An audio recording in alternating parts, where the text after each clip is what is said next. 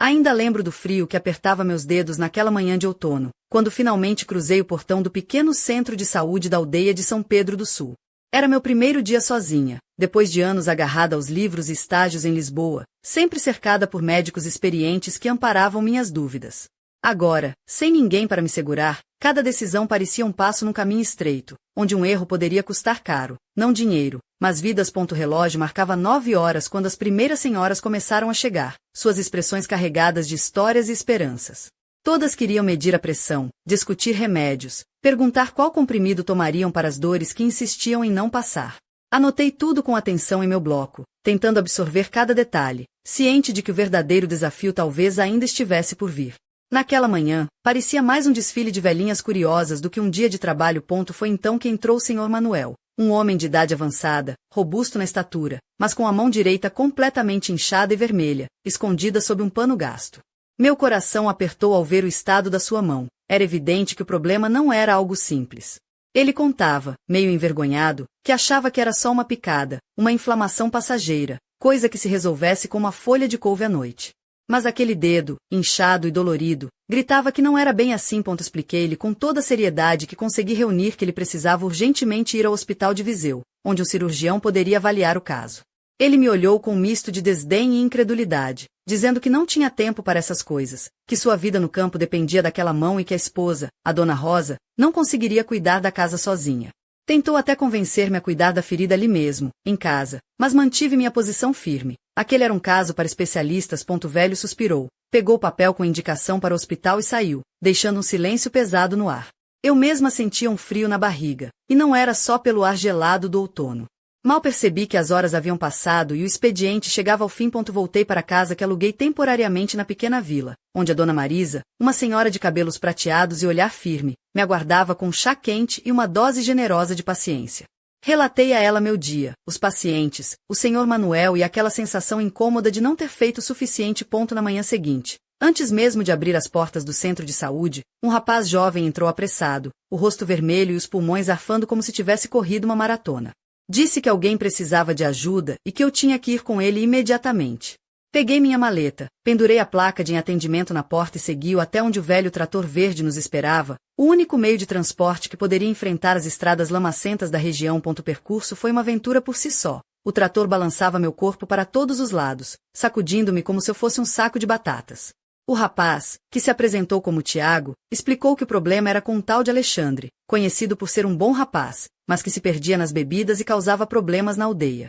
Quando estava bêbado, ninguém o segurava, e ele sempre acabava pedindo ajuda para dormir, precisando de uma injeção para acalmar os nervos. Chegamos a uma clareira escondida entre as árvores, onde um grupo de homens trabalhava. A tensão era palpável e, quando avistei o tal Alexandre, pendurado no canto de um barracão, mal consegui esconder meu desconforto. Tiago me avisou para não me preocupar, que ele estava sob controle, e que apesar da situação, era um bom rapaz. Enquanto preparava o material para cuidar de uma ferida profunda no joelho de Alexandre, percebi o olhar desconfiado dos homens ao redor. Eles murmuravam entre si, alguns lançando olhares que misturavam curiosidade e desafio. O ambiente parecia carregado de histórias não contadas, e eu me sentia uma intrusa naquele pedaço isolado do mundo. Depois de terminar o atendimento, voltei para casa exausta, carregando comigo não só a maleta, mas também uma sensação estranha de estar numa novela rural, onde cada personagem guardava segredos e cada esquina escondia um mistério.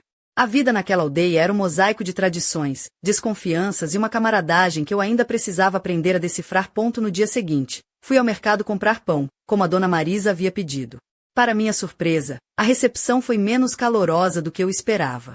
As pessoas que antes sorriam e acenavam agora me evitavam, e a própria dona do café me lançou um comentário ácido sobre minha competência, insinuando que eu era a pior aluna da minha turma e que por isso tinha sido enviada para um canto tão remoto.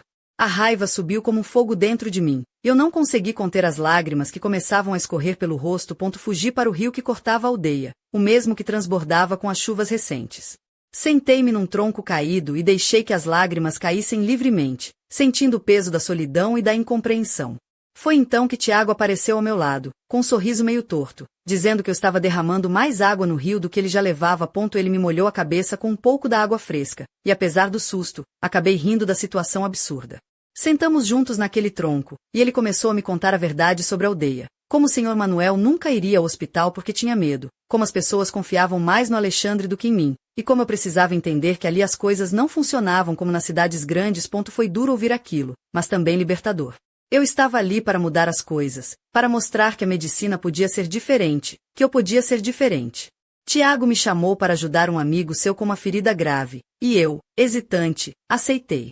Peguei minha maleta, confiante de que aquele era apenas o começo de uma longa jornada. O sol já se punha quando chegamos ao barracão onde o amigo de Tiago estava. A ferida era profunda, e o cheiro da floresta misturado com o suor dos homens criava um cenário que parecia saído de um filme antigo. Enquanto preparava o material para o curativo, senti os olhos de todos sobre mim, analisando cada movimento, cada decisão. E naquele momento, compreendi que estava pronta para enfrentar o que viesse, a solidão, o preconceito, o desafio. Porque ser médica naquela aldeia não era apenas uma profissão, era um pacto de coragem e resistência. E eu, Soraya, estava decidida a cumprir meu papel, fosse como fosse. Mas algo ainda pairava no ar, um segredo escondido entre as árvores e as sombras do entardecer, algo que eu teria que desvendar se quisesse realmente pertencer àquele lugar. Naquela noite, quando finalmente me deitei na cama humilde do quarto que alugava na casa da Dona Marisa, a cabeça não parava de girar. Não só pela exaustão física, mas pelo turbilhão de emoções que me invadia. Ainda sentia o calor do sol desaparecendo atrás das montanhas, o cheiro da terra molhada pelo orvalho e o peso do olhar daqueles homens. Cada detalhe daquele dia parecia um filme que eu revia em câmera lenta. No espelho do pequeno quarto, me encarei demoradamente. O vestido simples, de algodão cru, que eu escolhera para o dia seguinte estava pendurado numa cadeira. Era o tipo de roupa que falava por si só. Prática, sem frescuras, mas ainda assim com um toque de feminilidade discreta. O decote suave deixava entrever a pele clara do pescoço, onde um colarinho delicado de prata descansava, presente da minha mãe. Nos pés, os sapatos baixos de couro, gastos nas bordas, mas que me davam segurança para caminhar pelas ruas irregulares da aldeia. No dia seguinte, acordei cedo. O frio da manhã me fez enfiar as mãos dentro dos bolsos do casaco enquanto caminhava pela rua de pedra, observando as casas de telhados vermelhos e janelas com cortinas de renda que balançavam suavemente com a brisa. No mercado, a dona do café já me lançou aquele olhar distante, mas eu me mantive firme, respirando fundo e prometendo a mim mesma que não deixaria aquelas farpas me derrubarem. Entrei no centro de saúde, ajeitei os materiais e preparei-me para enfrentar o dia. Os primeiros pacientes chegaram, alguns mais desconfiados, outros curiosos. Eu tentava me aproximar, explicar com paciência e um sorriso. Aquele sorriso que, em dias difíceis, é quase uma armadura. Foi quando chegou a Dona Natália, uma mulher de meia idade, com cabelos grisalhos presos num coque apertado, e olhos que guardavam um mundo de histórias. Ela se queixava de dores no peito e cansaço. Senti um frio na barriga, sabia que poderia ser algo sério, e que ali não tínhamos equipamentos para exames complexos. Expliquei que ela precisava ir ao hospital em Viseu, mas vi o medo e a relutância estampados em seu rosto. Era o mesmo medo que o Sr. Manuel tinha manifestado na véspera. Enquanto anotava suas informações, ouvi um burburinho vindo da rua. Olhei pela janela e vi um grupo de jovens chegando, rindo alto, carregando garrafas de vinho caseiro. Tiago estava entre eles, acenando para mim com um sorriso maroto. Meu coração deu um pulo. Ele era um misto de desafio e segurança naquela aldeia. Mas o que realmente me surpreendeu foi quando o velho Joaquim, um agricultor conhecido por ser o fofoqueiro da vila, entrou no centro de saúde com uma expressão de quem tinha descoberto o segredo do século. Ele reclamava de uma dor no tornozelo causada por uma queda enquanto cortava a lenha. A ferida parecia superficial, mas o inchaço e a vermelhidão denunciavam uma possível infecção. Enquanto cuidava dele, ouvi uma senhora ao fundo cochichar sobre o tal mistério que rondava a aldeia. Meu coração acelerou. O que poderia ser? Naquele instante, percebi que a vida ali não era só sobre remédios e curativos, mas também sobre histórias não contadas, segredos guardados a 7 chaves, e uma comunidade que se protegia a qualquer custo. Durante o almoço, sentei-me no pequeno jardim atrás do centro de saúde, onde o cheiro das flores silvestres misturava-se com o aroma da terra úmida. Tiago apareceu, trazendo 2 garrafas de água e um pedaço de pão. Ele se sentou ao meu lado e falou, num tom entre brincalhão e sério, que eu precisava aprender a dançar conforme a música da aldeia, ou estaria fadada ao fracasso. Eu sorri e respondi mentalmente que já estava aprendendo a coreografia. Mesmo que às vezes eu tropeçasse nos próprios pés. À tarde, o trabalho continuou, mas meu olhar estava sempre atento a cada detalhe, a cada expressão, tentando decifrar o que não era dito. A aldeia de São Pedro do Sul era um organismo vivo, cheio de nuances e contradições. E eu, uma médica recém-chegada, me encontrava no meio desse emaranhado. Quando o sol começou a se pôr, uma sombra escura surgiu na porta do centro de saúde. Era o Sr. Manuel, com a mão ainda mais inchada e vermelha, visivelmente pior. Ele me olhou com olhos cansados e resignados, mas também com uma faísca de esperança. Eu sabia que não poderia esperar mais. Preparei tudo para uma limpeza mais profunda e um curativo adequado. Enquanto trabalhava, senti suas mãos rudes tentando esconder o tremor. Era como se ele lutasse contra o medo que o dominava. Contei mentalmente quantas vezes já tinha visto aquela resistência nos olhos dos pacientes, o medo do desconhecido, a relutância em se entregar à ajuda. Depois do procedimento, deixei as medicações e instruções claras. Disse a mim mesma que, apesar das dificuldades, estava fazendo a diferença. Mesmo que pequena, ainda era algo. Naquela noite, enquanto arrumava meus materiais, um bilhete discreto caiu do bolso do casaco que eu havia deixado na cadeira. Era uma mensagem simples, mas carregada de significado. Cuidado com as sombras que se escondem atrás das árvores. Senti um arrepio percorrer minha espinha. A aldeia não me daria descanso fácil, isso eu já sabia. Mas também sabia que, para conquistar a confiança daquela gente, eu teria que enfrentar não só os desafios médicos, mas as histórias que eles tentavam manter escondidas. E assim, entre curativos e mistérios, minha jornada em São Pedro do Sul continuava, uma mistura de ciência e superstição, de carinho e desconfiança, de esperança e medo. Eu estava pronta para o que viesse. Afinal, não era só uma médica, era uma mulher que queria ser parte daquela terra. E o que se escondia nas sombras daquela aldeia? Isso, eu ainda teria que descobrir. O sol mal tinha despontado quando acordei com o canto distante dos galos, um som que naquela aldeia parecia ter mais importância do que qualquer alarme moderno. Levantei-me devagar, sentindo o corpo ainda pesado pela noite mal dormida, e preparei-me para mais um dia que prometia ser longo.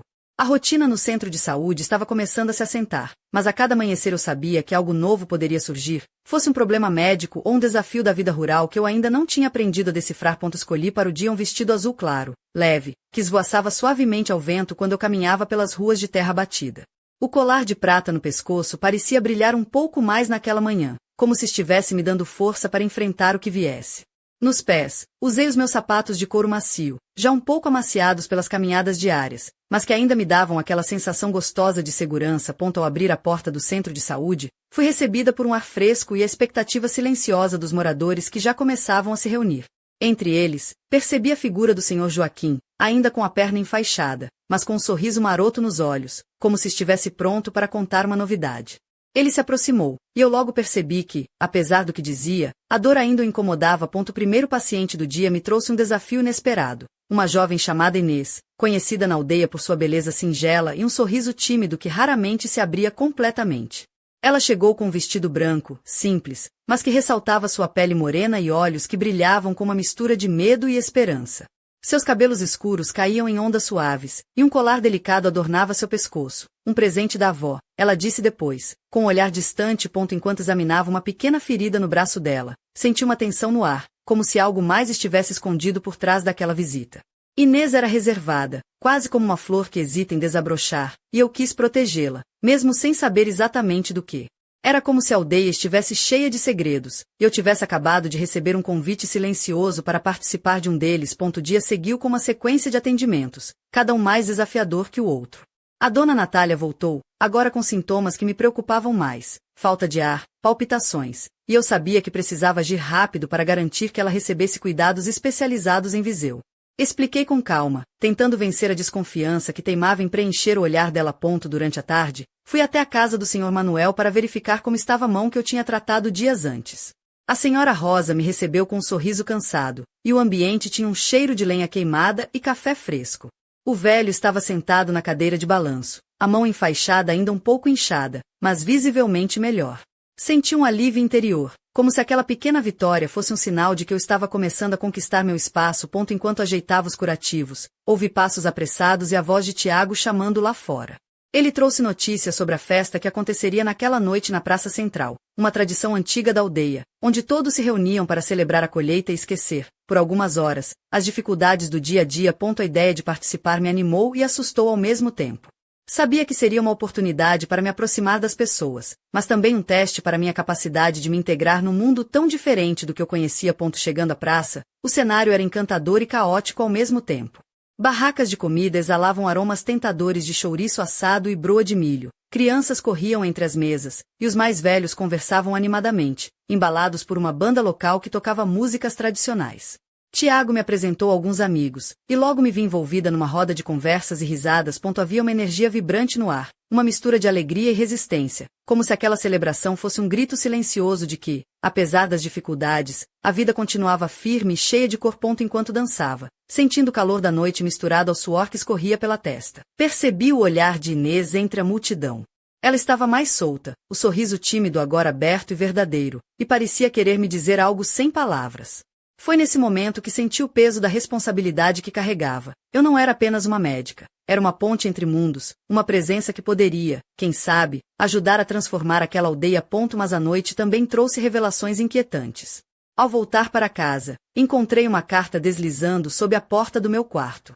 As palavras escritas à mão tremiam com urgência. Nem tudo é o que parece. Cuidado com aqueles que sorriem demais. Minha respiração ficou presa por um instante. A aldeia guardava mistérios que eu ainda não entendia, e a cada passo que dava, sentia-me mais envolvida numa trama que ia muito além da medicina. Deitei-me naquela noite com o coração acelerado, consciente de que São Pedro do Sul não ia me deixar descansar fácil. Eu estava pronta para lutar, para aprender e para, quem sabe, desvendar os segredos que se escondiam nas sombras daquelas montanhas antigas. E enquanto o silêncio da noite envolvia a aldeia, eu sabia que algo muito maior estava prestes a acontecer. Algo que mudaria para sempre o meu destino, e o destino daquele lugar esquecido pelo tempo. O sol mal começava a se erguer quando acordei com uma mistura de ansiedade e determinação pulsando no peito. Aquele dia prometia ser decisivo, e eu sentia que algo no ar mudava, como se a própria aldeia de São Pedro do Sul respirasse mais fundo, preparando-se para o que estava por vir. Vesti um vestido de linho bege, simples, que moldava suavemente minhas curvas sem exageros, e calcei as minhas botas de couro macio, companheiras fiéis das trilhas de terra batida que eu já começava a conhecer bem. No pescoço, pendurei o colar de prata, que parecia um amuleto contra as incertezas. Ao abrir a porta do centro de saúde, fui recebida por um silêncio incomum, quebrado apenas pelo som distante de galos e pelo farfalhar das folhas ao vento. As ruas estavam vazias, e o ar parecia carregado de uma tensão invisível. Passei os olhos pela pequena sala, ajeitei os instrumentos e preparei a mesa para o dia, mas uma sensação inquietante não me abandonava. Pouco depois, chegou Dona Amélia, uma senhora robusta de cabelos grisalhos e olhos vivos, sempre com um sorriso acolhedor. Ela trazia uma queixa de dor nas costas, mas no fundo eu sabia que seu problema ia além do físico. Havia uma angústia escondida nas palavras mansas e no jeito hesitante de olhar. Enquanto eu examinava suas costas, senti que aquela visita era uma porta entreaberta para os segredos da aldeia. Durante a manhã, o movimento continuou, mas a inquietação aumentava. Tiago apareceu apressado, com o rosto sério e os olhos carregados de preocupação. Ele me contou que o Sr. Manuel não estava bem, que a ferida na mão havia piorado e que ele resistia em procurar ajuda no hospital de Viseu. Meu coração apertou. Sabia que precisava agir rápido. Decidimos ir até a casa dele. O caminho era tortuoso, cheio de pedras soltas e raízes que ameaçavam meus passos, mas a paisagem verdejante das serras fazia tudo parecer quase mágico. Chegando lá, encontrei Manuel sentado na cadeira de balanço, a mão ainda mais inchada e vermelha, quase pulsando de dor. Dona Rosa me recebeu com olhos cansados, e o cheiro de lenha queimando no fogão criou uma atmosfera de aconchego misturada com preocupação. Enquanto eu tratava da ferida com cuidado, Manuel olhava para mim com um misto de desconfiança e esperança. Senti sua resistência, a luta interna entre o medo e a necessidade de se entregar à cura. Expliquei novamente a urgência do caso, mas ele insistiu em ficar, dizendo que o hospital era longe demais e que a aldeia precisava dele. De volta ao centro de saúde, as horas passaram entre atendimentos e preparativos para a próxima visita. A tarde trouxe uma surpresa. Inês apareceu, desta vez com um semblante mais aberto e confiante, mas ainda carregando o mistério que me intrigava. Seus olhos brilhavam com uma luz que eu não conseguia decifrar, e o colar que ela usava parecia pulsar junto com seu coração. Enquanto conversávamos, recebi uma mensagem urgente de Tiago. Alexandre havia se envolvido em uma briga na praça e precisava de cuidados. Peguei minha maleta e segui com ele, sentindo o peso da responsabilidade apertar no peito. Chegando à praça, a cena era tensa. Alexandre, com o joelho machucado, tentava se equilibrar entre a dor e a vergonha. Os moradores observavam em silêncio, alguns com olhares de reprovação, outros de solidariedade. Eu sabia que, para ganhar a confiança daquela gente, teria que ir além dos curativos, precisaria entender suas histórias, seus medos e suas esperanças. Enquanto tratava da ferida, senti os olhares pesados e as palavras não ditas pairando no ar. Tiago me sussurrou que aquela noite seria decisiva, que antigos segredos estavam prestes a emergir das sombras. Quando terminei, a noite já caía, e a aldeia parecia envolta em um manto de mistério. De volta ao meu quarto, encontrei outro bilhete deslizando sob a porta. Confie em quem menos espera, mas nunca perca o que a seu ponto meu coração disparou. Aquela frase ecoava em minha mente, como um enigma que eu precisava desvendar para sobreviver naquele lugar onde o passado e o presente se entrelaçavam de formas inesperadas. Deitei-me com a cabeça cheia de perguntas e uma certeza firme. Eu não estava aqui por acaso. São Pedro do Sul me chamava para ser mais do que uma médica, para ser guardiã de segredos, confidente, talvez, protagonista de uma história que ainda estava por escrever. E enquanto as sombras da noite dançavam nas paredes do meu quarto, eu sabia que o verdadeiro desafio estava apenas começando. Acordei com um cheiro forte de café fresco invadindo meu quarto, um convite irresistível para enfrentar mais um dia naquela aldeia que aos poucos se tornava minha casa, ou pelo menos meu campo de batalha particular.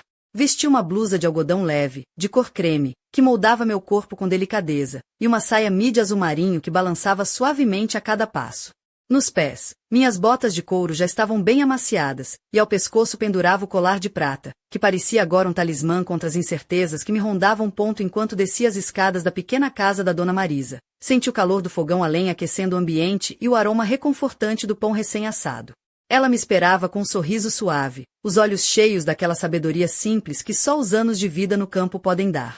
Tomei um gole do café forte, que me despertou por dentro, e tentei organizar os pensamentos que não paravam de girar na minha cabeça. Chegando ao centro de saúde, fui recebida por um fluxo constante de moradores, cada um com suas histórias, dores e esperanças. Entre eles, estava o Sr. Manuel, cuja mão inchada agora apresentava sinais de melhora, mas que ainda carregava a desconfiança de quem não quer depender de ninguém. Senti um misto de orgulho e preocupação ao vê-lo ali, aceitando meu cuidado com uma relutância que só o amor pela terra poderia explicar. O dia avançava, e eu sentia minhas forças sendo testadas em cada atendimento. A jovem Inês voltou, desta vez com um semblante menos tímido e mais decidido, como se estivesse pronta para enfrentar os fantasmas que a assombravam. Seu vestido branco simples, agora um pouco marcado pelo pó das estradas, contrastava com os olhos escuros que pareciam guardar segredos profundos. Enquanto eu cuidava de uma ferida antiga em seu braço, pensei em como aquela aldeia era um mosaico de histórias entrelaçadas, onde cada pessoa carregava um fardo invisível. Tiago apareceu novamente, trazendo notícias sobre os preparativos para a festa da colheita que aconteceria naquela noite. Ele me convidou a participar, prometendo que seria uma chance de me aproximar mais das pessoas e entender o coração daquele lugar. Ao cair da tarde, o centro de saúde recebeu uma visita inesperada. Alexandre, com uma ferida recente no joelho, fruto de uma briga na praça, necessitava de cuidados urgentes. A tensão era palpável, e enquanto eu preparava os instrumentos para o curativo, sentia os olhares de julgamento e curiosidade se fixarem em mim. Tiago estava ao meu lado, oferecendo apoio silencioso, um porto seguro em meio à tempestade. Depois do atendimento, a noite caiu como um véu sobre São Pedro do Sul, e a praça central se transformou num palco de festa. As barracas de comida exalavam aromas irresistíveis, e as vozes se misturavam em risadas, músicas e conversas que preenchiam o ar com uma energia contagiante. Vesti um vestido vermelho vinho, que marcava minha cintura e deixava entrever a pele clara dos ombros, um toque de feminilidade que me fazia sentir viva e parte daquela celebração ancestral. Dançando entre os moradores, senti a barreira da desconfiança começar a se desfazer, substituída por olhares gentis e sorrisos sinceros. Inês apareceu novamente, agora radiante, e pela primeira vez compartilhamos um momento de cumplicidade que aqueceu meu coração. Tiago, com seu jeito despretensioso, me puxou para uma roda de amigos, e eu me permiti rir, esquecer as preocupações, mesmo que por algumas horas. Ao voltar para casa, encontrei o bilhete misterioso deslizando sob a porta do meu quarto. A verdade está mais perto do que imagina. Confie em seu instinto. Meu corpo estremeceu, e uma mistura de medo e curiosidade invadiu minha alma. Deitei-me, ouvindo sussurrar do vento que atravessava janelas antigas, e prometi a mim mesma que não descansaria até desvendar os segredos que São Pedro do Sul escondia. Porque ali, entre remédios e mistérios, eu não era apenas uma médica, era uma mulher em busca de seu próprio destino, pronta para enfrentar as sombras que insistiam em rondar aquela aldeia. E enquanto a lua iluminava a noite silenciosa, eu sabia que o próximo capítulo da minha história estava prestes a começar, trazendo desafios que iam muito além de curativos e receitas.